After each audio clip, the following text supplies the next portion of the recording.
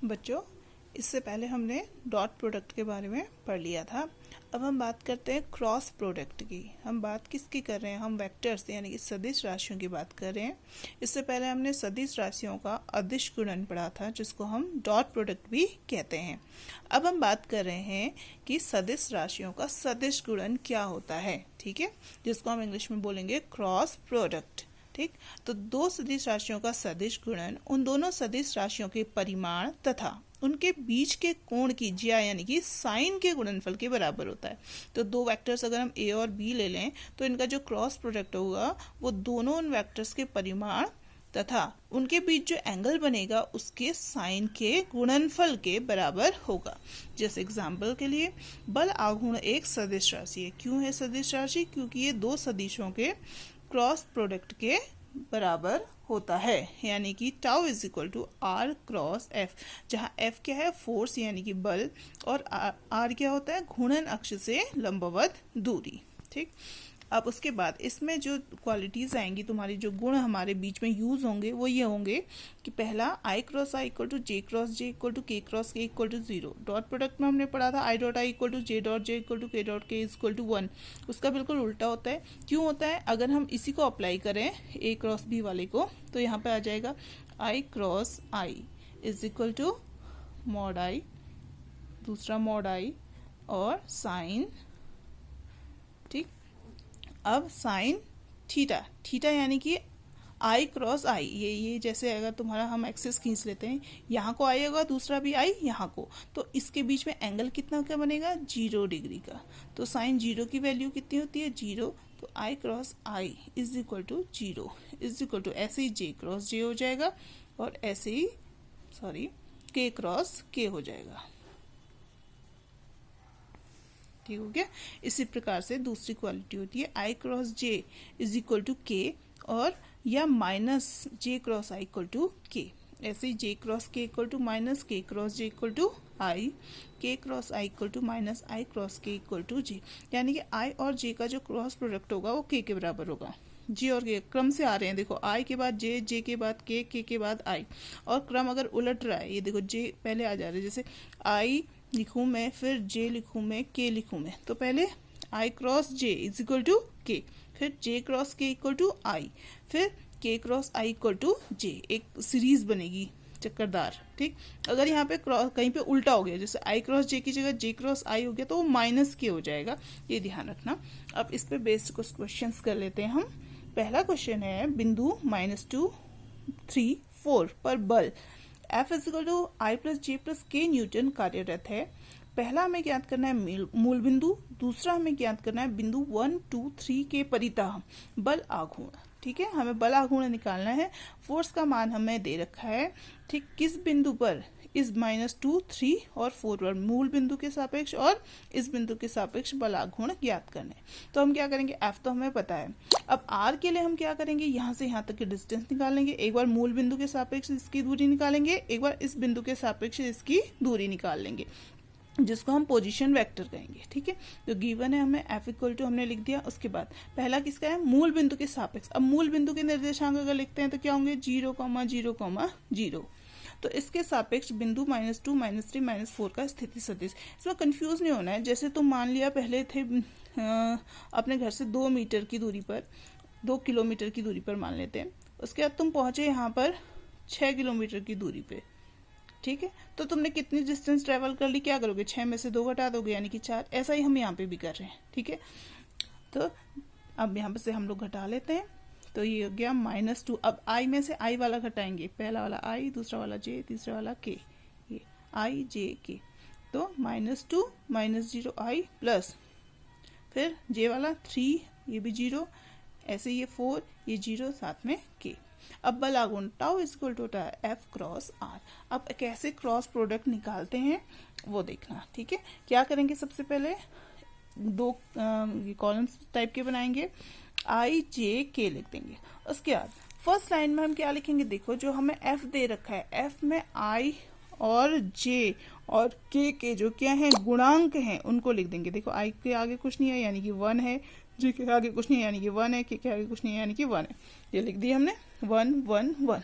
ठीक है, ये तो तुम्हारी f का गुणांक हो गया। ऐसे ही अब r के गुणांक लिखते हैं। स्थिति सदिश हमने अभी निकाला है r, देखो i का गुणांक -2, ये हो गया -2। फिर दूसरा j का गुणांक +3, तो ये आ गया +3।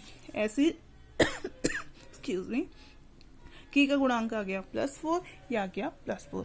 अब ये खोलना वैसे तुम्हें आता होगा 10th में, तुमने जब इक्वेशन सॉल्व की होगी 2 चर वाले रैखिक समीकरण, तो उसमें जब तुम्हारी बीजगणितीय विधि है क्रॉस मल्टीप्लिकेशन वाली, वज्र गुणन विधि कहते हैं जिसको, उस वैसे ही खोलेंगे हम। अब जिसको नहीं आता है देख लो। सबसे पहले हम आई में जाएंगे, आई लिखा, उसके बाद इसको ऐसे कट कर दिया। अब बचा क्या, इसके बाद यहाँ पे जाएंगे, यहाँ से यहाँ गुणा किया इनको, 4 एकम 4, फिर माइनस का साइन होता है, घटाना है, फिर 3 एकम 3, ठीक हो गया। नेक्स्ट जो आएगा उसके आगे माइनस साइन आता है, ये आता ही आता है, खोलने का तरीका है। फिर नेक्स्ट में क्या है, जे। अब जे के लिए क्या करेंगे, देखो आई की लाइन को भूल जाओ, अब जे में बात करें तो जे की लाइन में जो आ रहे हैं उनको कट कर दो। अब बचा गया यहाँ 4 और 1, बचा 4 एकम 4, उसके बाद यहाँ पे -2 एकम 2। अब माइनस है और ये माइनस है, ये माइनस माइनस मिलके प्लस हो गए, 4 -2 होगा तो +2 हो जाएगा, ठीक।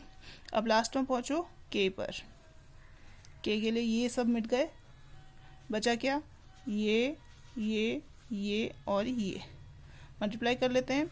3 × 1 = 3, माइनस साइन, 2 × 1 = 2, 2 के आगे माइनस है, -2 यानी कि +2।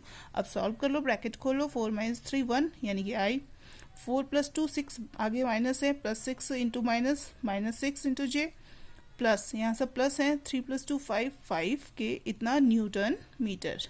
f और r का क्रॉस प्रोडक्ट था, f का मात्रक न्यूटन, r यानी कि स्थिति सदिश जो भी हमने देखी उसका मात्रक मीटर, न्यूटन मीटर। एक और क्वेश्चन कर लेते हैं इसी से रिलेटेड। अच्छा, ये तो इसी का पार्ट है। अब दूसरा हमें क्या याद करना था इसमें, बिंदु इसके परितः बल आघूर्ण ज्ञात कीजिए, ठीक है। इस बिंदु पर इतना बल कार्यरत है, तो क्या करेंगे, पहले स्थिति सदिश निकालेंगे।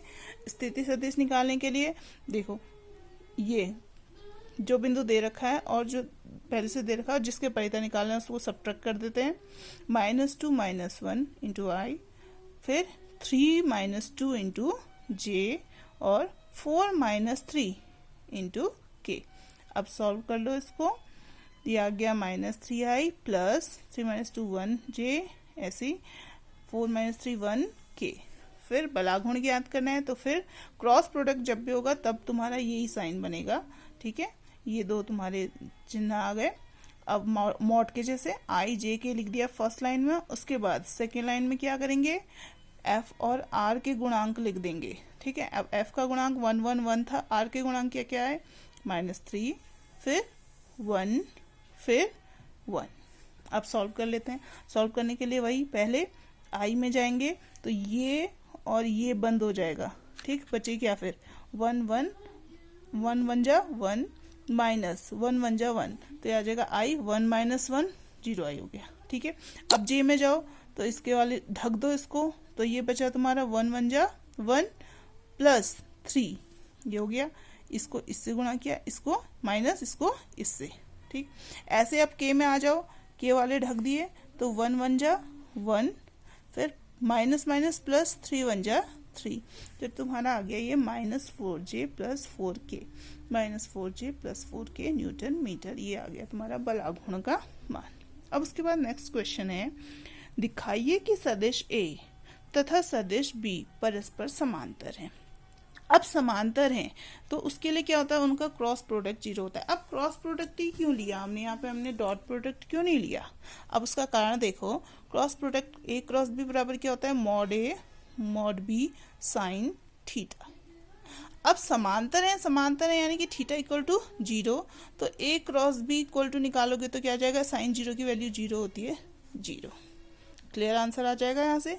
अच्छा, अगर मैं मान लिया इसको डॉट प्रोडक्ट लेके करती हूँ तब क्या हो जाएगा, तो A डॉट B = आ जाएगा AB cos थीटा। अब थीटा 0 है तो AB cos 0, ये आ जाएगा AB डॉट प्रोडक्ट दोनों का, ठीक हो गया। अब ए बी से मुझे पता कैसे चलेगा कि ये दोनों समांतर हैं या नहीं है। जीरो तो हमारी एक एग्जैक्ट वैल्यू हो गई ना, अगर हम दो चीज़ों का क्रॉस प्रोडक्ट निकाल रहे हैं वो जीरो आ रहा है, इसका मतलब दोनों क्या हो जाएंगे, समांतर हो जाएंगे। हो गई बात, क्लियर हो गई, ठीक। तो इसलिए जब हमें दो वेक्टर परस्पर समांतर दिखाने हैं तो उनका क्रॉस प्रोडक्ट जीरो होना चाहिए। क्यों होना चाहिए जीरो, क्योंकि साइन जीरो की वैल्यू जीरो होती है, एक हमें pure value A cross B equal to zero है, एक ट्रू वैल्यू हमें मिल जाएगी, ठीक। तो देखते हैं, अब ए क्रॉस बी की वैल्यू निकालते हैं। आई जे के आ गया पहली लाइन में, दूसरी लाइन में ए का गुणांक 2, फिर ये आई का गुणांक 2, जे का गुणांक -3, के का गुणांक -1। याद रखना गुणांक चिन्ह सहित आएगा।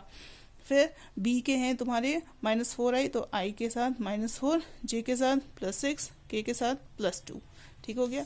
अब सॉल्व कर लेते हैं। तो पहले आई में जाएंगे तो आई वाला बंद कर देते हैं, -6 माइनस माइनस प्लस 6 × 6, -6 + 6, ये हो गया, ठीक।